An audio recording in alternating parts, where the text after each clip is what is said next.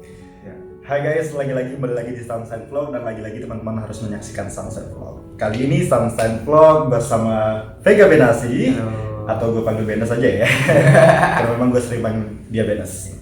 Nah, sekarang Vega dia adalah sebagai tenaga ahli tenaga ahli anggota di DPR RI. Nah, sekarang kita akan mencoba untuk mengkulik lebih jauh kiranya bagaimana sih pengalaman kerja Vega sebelum mencapai ke situ dan setelah mencapai posisi itu. Langsung saja kita mungkin perkenalan dulu kali Benes. Oke, nama aku Vega Benazi, panggilannya Benes, Vega, V, Arto. Kalau di kantor dipanggilnya Arto. Betul ya? Iya, aku 23 tahun sekarang, masuk 23 tahun. Dan aku kerja di DPR RI sebagai tenaga ahli. Iya. Nah, mungkin orang-orang berpikirnya bahwa wah enak nih kerja di DPR RI sebagai tenaga ahli lagi ya, tenaga ahli anggota. Nah, kiranya Benes ada nggak sih cerita sebelum menuju ke situ gitu, setelah lu lulus dari 2018 dan akhirnya baru sebenarnya ya sebagai tenaga ahli di DPR Baru RI. setengah tahun lah. Kiranya perjalanan ke situ gimana deh? Jadi kan kita lulusnya bareng ya, aku sama Sandi itu lulusnya bareng 2018 April atau Mei. Ininya Mei, sih iya, Inisium berarti kita wisudanya wisudanya 21 Juli. Iya. Jadi kita kan lulus bareng. Kalau Sandi kan beda, dianya sudah ada koreksi di AIPA, sudah pernah magang di AIPA, jadi langsung ditarik, langsung mantap gitu. Kalau aku tuh pertama itu tuh lulus, habis itu kan bingung mau kerja apa. seperti orang-orang lainnya lah, lulusan baru lainnya. Pasti kan sulit, kan mau cari kerjaan gitu, apalagi zaman sekarang gitu ya. Jadi if I want to be truthful about that, lulusan hubungan internasional itu tuh jatuh ke umum. Iya, betul. Jadi ketika kamu lulus dari hubungan internasional, memang kalau tujuan kita yang memang kayak sangat fokus itu kan ke Kementerian Luar Negeri, embassy, sebagai diplomat. Iya gitu kan. Itu gua banget itu. Iya.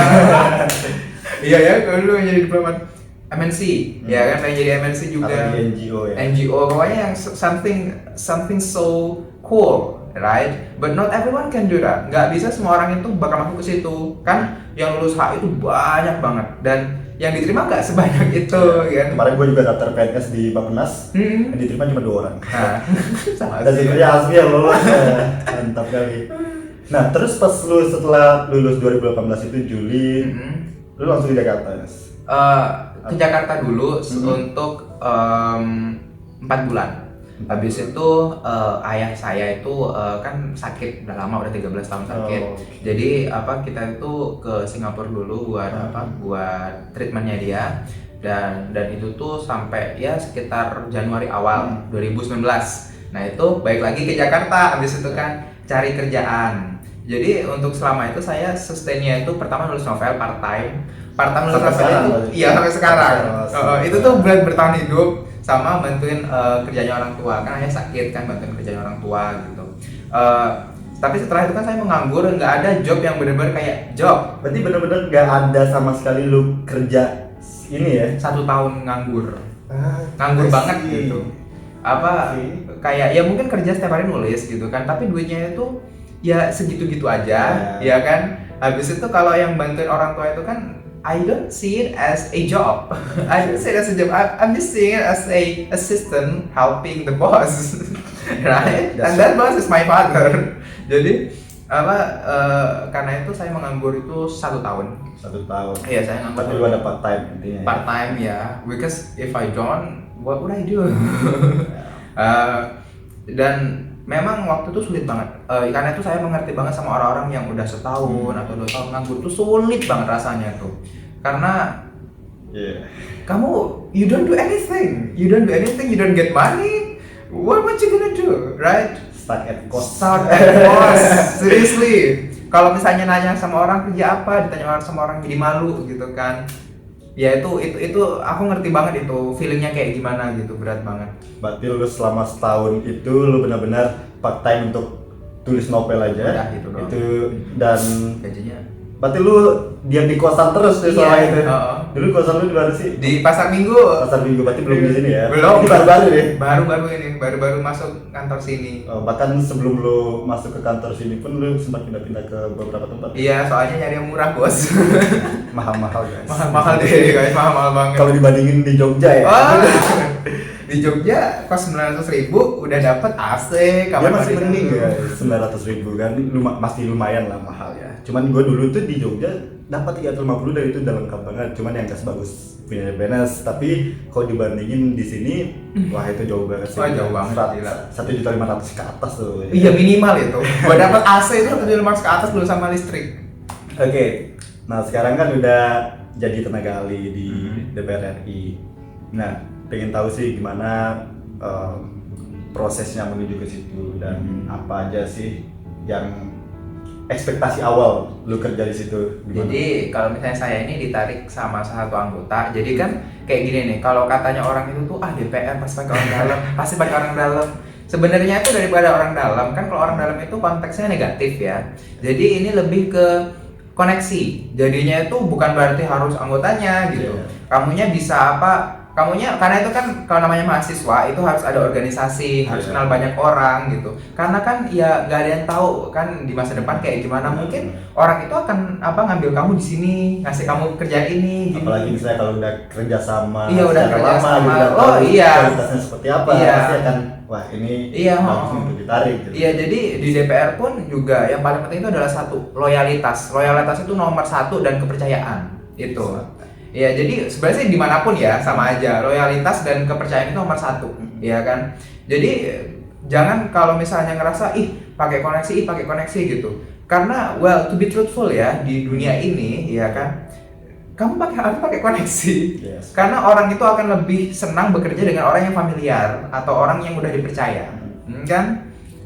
Bahkan Sandi pun kalau misalnya dia belum magang di AIPA susah masuk AIPA. Ya, jadi dulu gua magang dulu sih guys, karena magang kan ya maksudnya proses seleksinya nggak terlalu berat lah seperti kerjaan gitu kan. Tapi dari magang situ kita coba untuk menunjukkan sejauh mana sih kita bisa gitu, skill kita tuh sejauh mana sih kompetennya di bidang itu gitu. Dan dari situlah kita tunjukkan dan mereka tertarik untuk rekrut kita. Sebenarnya bisa dari magang juga teman-teman coba bisa menjalin koneksi dengan banyak orang, itu salah satunya cara untuk ya bergabunglah di dunia kerja. Iya. Tapi sebenarnya bisa mengikuti proses yang tradisional. Iya, proses tradisional.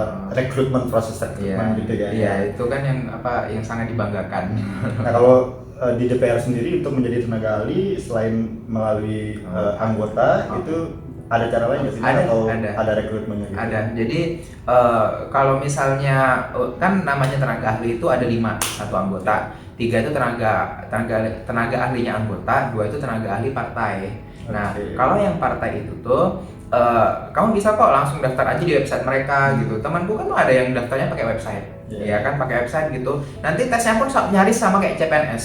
Ada tes ada tes tertulisnya, wawancaranya, segala macam sama, nyaris sama kayak CPNS. Tapi ini bukan PNS gitu ya? Bukan ya? Bahkan aku pun bukan PNS. Kita bukan PNS guys. Jadi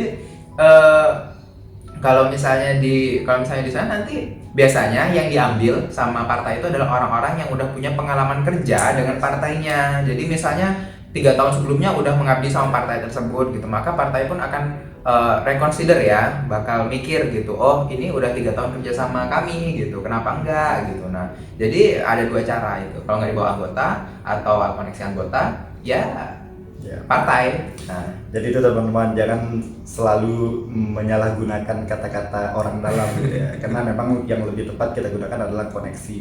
Disitulah kita ketika sekarang masih punya waktu banyak, jalinlah koneksi dengan banyak orang, terutama join organisasi itu penting banget ya. Karena kakak-kakak kita juga yang di organisasi ketika mereka keluar pasti mereka punya pengalaman lebih dulu daripada kita, dan dari mereka lah nanti kita bisa belajar, bisa terjalin koneksi kemana-mana gitu.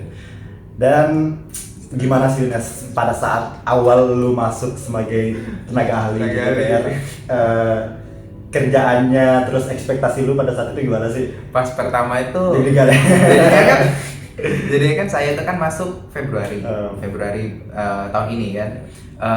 Jadi pas pertama kali ngantor itu saya tuh pakainya tuh coba pakai baju apa coba? Pakai kemeja lengkap gitu kan. Habis pakai dasi, pakai celana kain hitam, pakai celana apa? Pakai sepatu pantofel. Berarti kayak udah orang mau ngelamar kerja. Udah kayak orang mau ngelamar kerja gitu. Sama bos saya diketawain.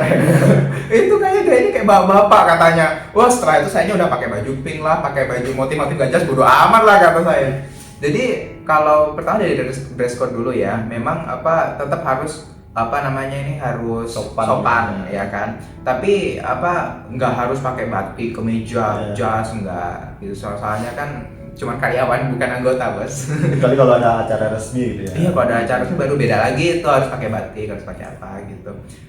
Pas pertama kali kerja tuh saya pikir wah ini pasti bakal kayak di film-film yang intrik-intrik politik gitu kan. Jadi kalau misalnya kalian ngerasa kayak kerja di DPR, kerja di pemerintahan pasti banyak intrik-intrik politik gitu. Enggak, jadi namanya tenaga ahli itu kerjanya itu tuh sekretaris nyampur administrasi, staf administrasi. Jadi kalau dari sekretaris ya bener kayak sekretaris gitu. Sebelum anggotanya datang ke kantor, kita harus datang duluan.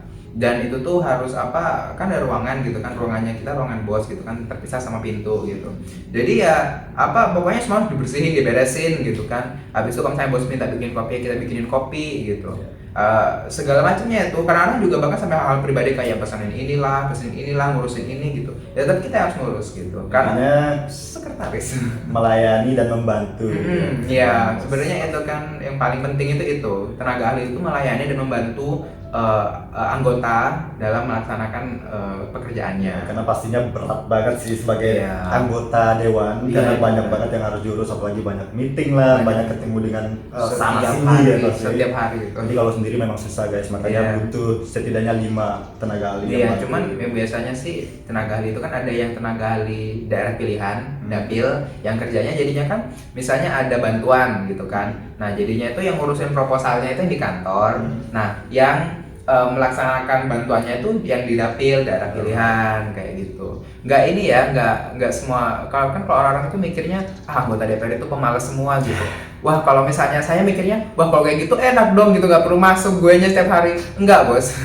Aku setiap hari masuk, nggak ada libur. Dari kapan sih lu masuk full setelah pandemi awal? Itu kan kita kan masih banyak WFH dari Februari sampai dari Maret sih WFH. Maret sampai Mei ya, ke Juni. Ya kan masih WFH. Mei Juni kan. Saya 18 April masuk, Bos. Masuk.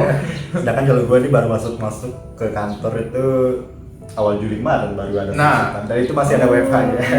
Kalau saya itu 18 April itu udah ngantor biasa gitu di sini. Ini kan kosnya depan. Karena memang mereka selalu mengejar target kan. Iya, ada aja yang perlu dirapatkan, ada yang perlu gitu diurusin gitu. Jadi kalau dibilang semua anggota DPR itu tuh malas, waduh saya pengen dong namanya malas belum masuk.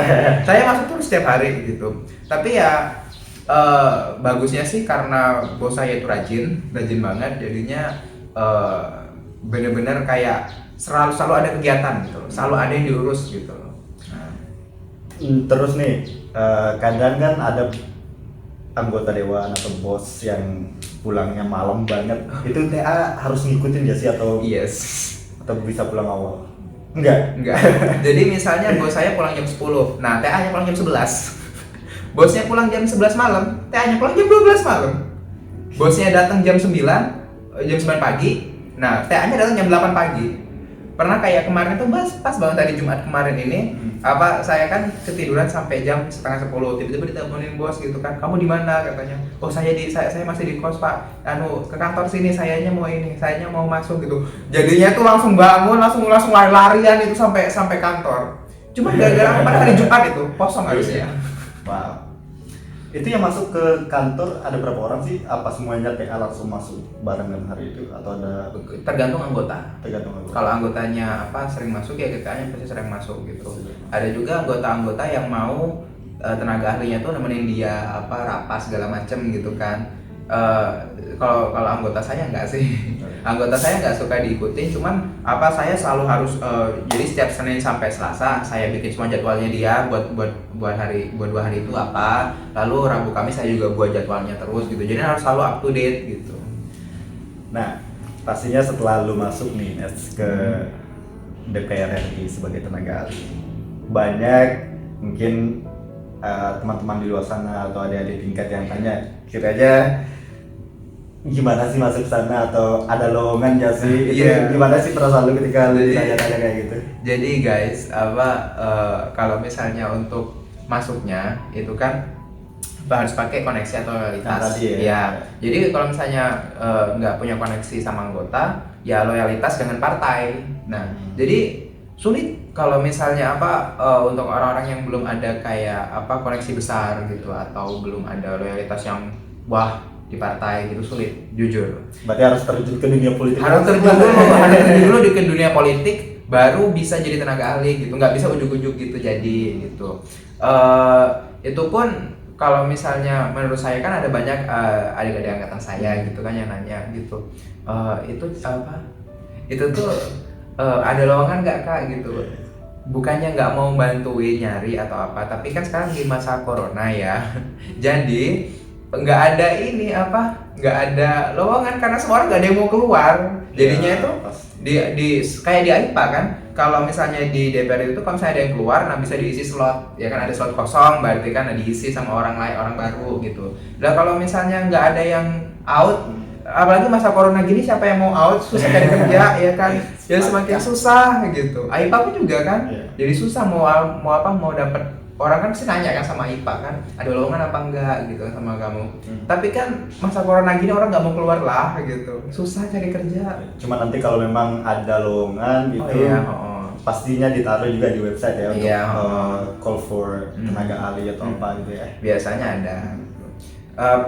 Cuman sih kalau kata saya sih tetap harus yang paling penting itu adalah koneksi. Bukan berarti koneksi itu yang bukan berarti koneksi itu yang negatif ya, konotasinya bukan, lebih ke kayak teman manapun gitu kan, kita nggak ada yang tahu koneksinya dapetnya siapa nanti gitu kan, dan loyalitas partai. Jadi tenaga ahli itu nggak gampang guys. Karena koneksi di sini lebih ditekankan kepada orang-orang atau ya kita yang sudah pernah bekerja sama, sudah tahu sejauh mana gitu ya. Apakah bisa nggak kerjasama nanti di dalam hal ini gitu ya. Itulah koneksi guys, bukan yang orang dalam ya, itu teman-teman maksud. Gak semudah itu guys. Nah, ada nggak sih misalnya pesan yang ingin disampaikan oleh Benes ke teman-teman yang sekarang ini masih struggle untuk mencari kerja? Kalau dari pengalaman saya, itu tuh yang paling penting itu adalah kepercayaan. Jadi ketika kamu tuh dipercaya sama seseorang gitu, maka jagalah kepercayaan itu. Itu penting banget. Kepercayaan itu kalau menurut saya itu nomor satu. Dan yang namanya koneksi itu bukan berarti kamu bisa seenaknya gitu. Enggak. Jadi maksudnya koneksi di sini ini adalah orang-orang yang mungkin di masa depan kakak angkatan, teman dari mana gitu. Mungkin masa depan bisa bantu, mungkin masa depan bisa ngasih jalan gitu kan. Jadi jangan mandang rendah sesuatu yang bukan official, yang kayak yang harus tes CPNS gede-gedean gitu. Karena mencari kerja itu banyak caranya. Noted on that. Nah, pertanyaan yang menarik ini, kan Benes nih di depan kantor DPR-nya langsung seberangnya ya. Nah, itu kan sering banget tuh Nes terjadi demo, apalagi di masa-masa RUU dan lain sebagainya, itu pelantikan bahkan. Nah, lu gimana sih ketika lu berangkat kantor? Kan lu biasanya jalan kaki nyebrang situ doang langsung nyampe gitu. Tapi gimana sih lu ngadapin itulah pokoknya? Jadi kan kosku itu kan bener-bener depan-depanan sama kantor Senayan kan. Jadinya itu kalau misalnya kita kalau misalnya saya itu kan jalan kaki 20 menit, 10 menit lah sampai sudah di kantor Senayan kan. Nah, ketika ada demo-demo gede-gedean kayak RUU kemarin ya kan. Itu lu di kantor ya pas itu? Yes. Kantor banget. Enggak, itu bahkan ya. Bahkan itu tuh kan saya kan datang jam 9 ya, jam 9 pagi itu kan. Udah demo-demo di depan kan. Jadinya itu rame orang-orang gitu kan, orang demo gitu sampai meluber sini-sini ininya tuh. Oh, iya. Sampai di mana-mana, sampai depan sini isinya orang. Lu udah jalan kaki gitu. Jalan kaki aja santai aja gitu, tak jalan kaki ngeliatin jembatan penyeberangannya. Sampai sampai di apa? Sampai di depan DPR itu kan dipakai apa? Palang Iya, kawat. iya gitu. Iya, palang kawat itu kan. Akhirnya saya ngeliatin kartu tenaga ahli, kartu kerja. Kayak kartu kerja DPR gitu, saya lihatin, saya dikasih jalan, sisanya tuh wah gila banget. Tapi lu bisa masuk lewat depan ya? Bisa masuk lewat depan. Dulu gue pernah pas lagi magang di situ, ada demo juga yang pas mahasiswa. Oh, masuk. Ya, gue kan magang situ juga sebelum di AIPA di GOPEC, di BKSAP, Global Organization of Parliamentarians Against Corruptions. Nah, situ sama Ana sama Ian. Nah, itu dulu gue udah sering lewat depan situ dan tahunya ada demo. Nggak bisa masuk dong, nggak bisa masuk. Akhirnya naik Gojek lagi, muter ke belakang itu. Muter ke belakang, baru bisa, dia masuk lewat belakang. Iya, masuknya lewat belakang itu gila sih. Aduh, udah capek-capek bayar Gojek mahal pas itu ya. Iya, mahal banget. Belum gajian, sorry. Jadinya apa-apa tuh mahal. Nah, makanya ambil Gojek muter. Ini parah banget kalau. Jadi kalau pengalaman demo itu di sini udah kayak kan Makanan sehari-hari gitu lah. Jadi lagi tidur gitu kan, contohnya jam 4 pagi, jam 5 pagi tuh ada orang suara teriak-teriak gitu kan, pakai apa? Mikrofon gede itu, speaker gede itu kan. Habis bangun, wah ada demo lagi kan. Tapi sih kalau misalnya ini sih nggak ada sih demo anarkis sampai kayak ada yang luka-luka, nggak ada. Alhamdulillahnya. Mudah-mudahan nggak akan terjadi. Mudah-mudahan nggak ada lagi lah. Ngeri banget. Oke, Nes, ini udah 21 menit 21 gila. menit. Oke, nanti teman-teman kalau mau ada pertanyaan ke Vega terkait dengan kerja di tenaga ahli atau part time-nya dia, itu bisa langsung drop aja your questions in the comment sections. Nanti ya kalau ada waktu lagi kita akan ajak Vega untuk collab lagi, jawab pertanyaan-pertanyaan. Collab lagi, oke. Oke, I think that's all. Thank you Venus for today. Yes. Dan jangan lupa teman-teman untuk like, subscribe dan juga share ya. Oh, udah profesional banget. Ini this is my first video, jadi after return. Ya, jadi ini comeback. Comeback. Sunset vlog comeback. Thank you semuanya. Tonton sampai habis ya. Ingat. Bye. Bye.